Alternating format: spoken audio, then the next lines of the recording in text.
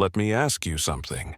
Have you ever been so deep into something that quitting would destroy you, but continuing might destroy you even more? Because that's exactly where Donald Trump found himself.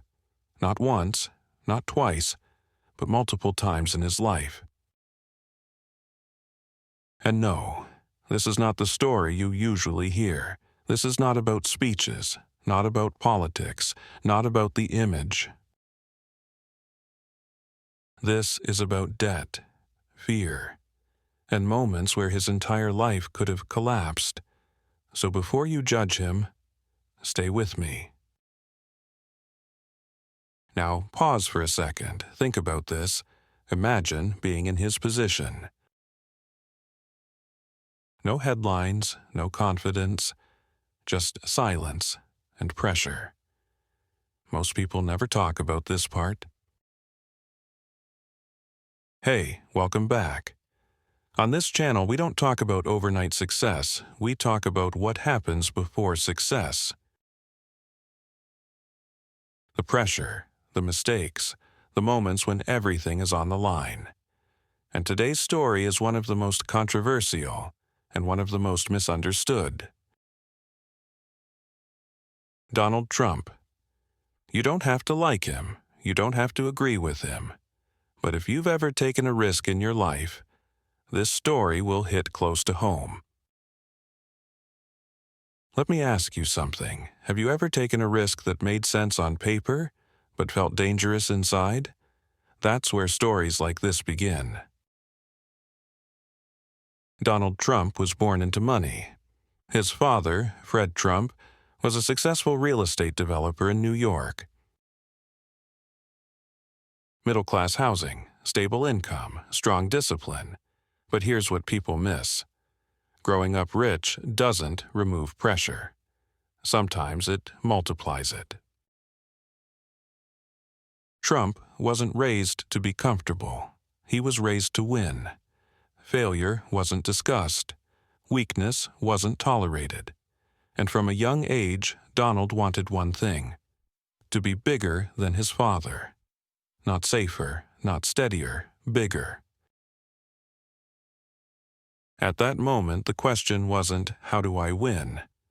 It was, how do I become more than what I was given?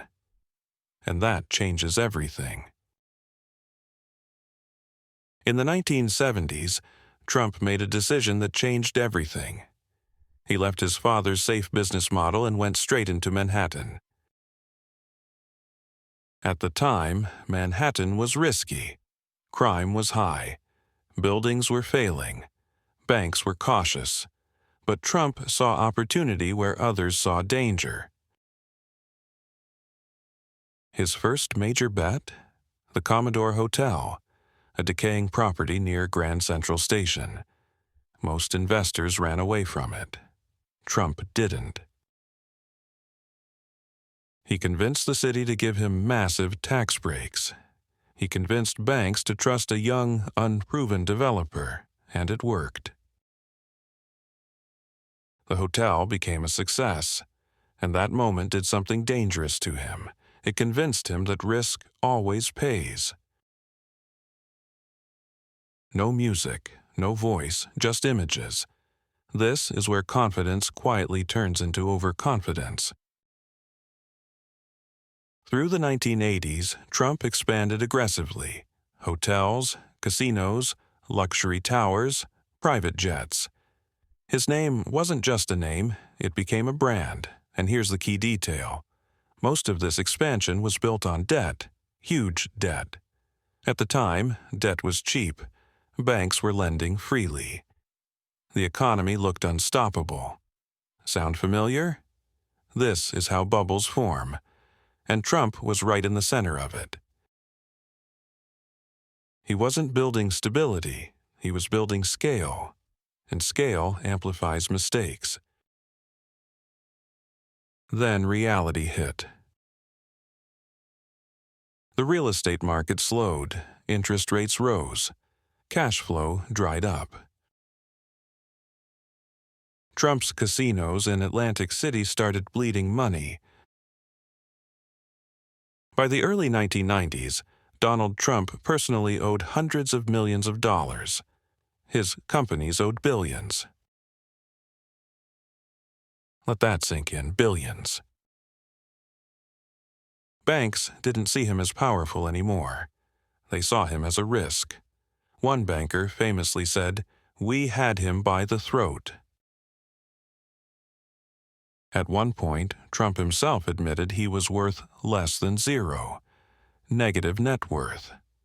Imagine that. Your name everywhere, your face on magazines, and behind closed doors, you're negotiating just to survive. Think about this moment, not as a headline, but as a human being sitting in silence, realizing everything could disappear. Most people don't come back from this. Let me pause here, because this part isn't about Trump. It's about that moment when you realize, I might have gone too far. When pride tells you to keep pushing, but reality tells you to stop.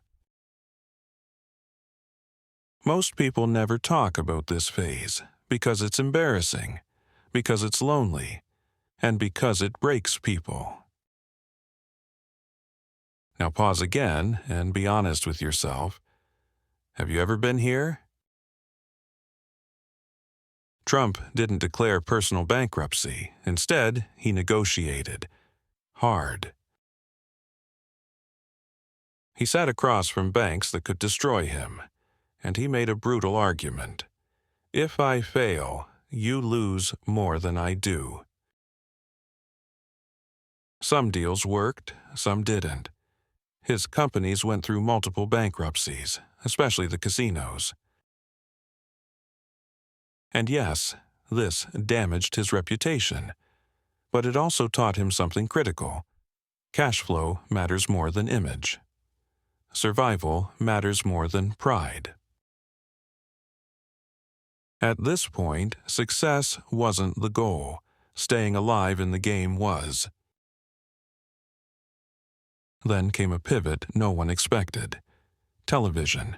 The Apprentice. Suddenly, Trump wasn't just a businessman again, he was a symbol. The show rebuilt his image. The brand licensing exploded. Trump stopped risking his own capital. Instead, he sold his name. Low risk, high margin. A lesson many entrepreneurs learn too late. He wasn't rebuilding success, he was rebuilding himself. Here's the uncomfortable truth. Trump didn't win because he was perfect. He survived because he adapted. He took hits, he lost leverage, he lost respect, but he didn't disappear, and that's the difference. Success isn't about never falling. It's about staying in the game long enough to change your strategy. If this story made you think, hit the like button. Not for Trump, for the lesson. Subscribe if you want real stories about money, mistakes, and survival. Not fake motivation. And tell me in the comments, have you ever been in a situation where quitting felt safer, but continuing changed everything?